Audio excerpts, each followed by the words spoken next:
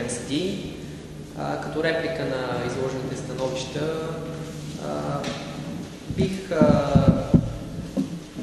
подтикнал отново да утвърдите тълкуване в смисъл, че едно установяване на господстващо положение в съществена част от вътрешния пазар, както и едно поведение, което влияе върху търговията между държавите членки, по правило би трябвало да се установява чрез едно многостранно изследване и това многостранно изследване в повечето случаи е свързано с изследване в територията на множество държави членки, а по изключение само на територията на една държава членка. И в случая самия факт, че потребителите купуват от дружества, намиращи се в която и да е точка на общността, тъй като моровият трюфел не се среща само в Темпелщайн, той се среща в множество по-големи държави членки.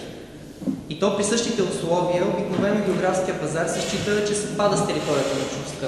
И от тук изследването трябва наистина да е на територията на повече от една държава членка.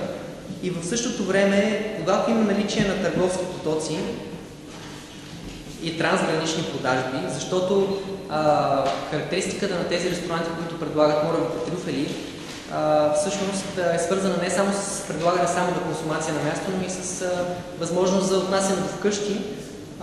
Да при наличие на трансгранични продажби и търговски потоци би трябвало да се счете, че пазара наистина не е само национален.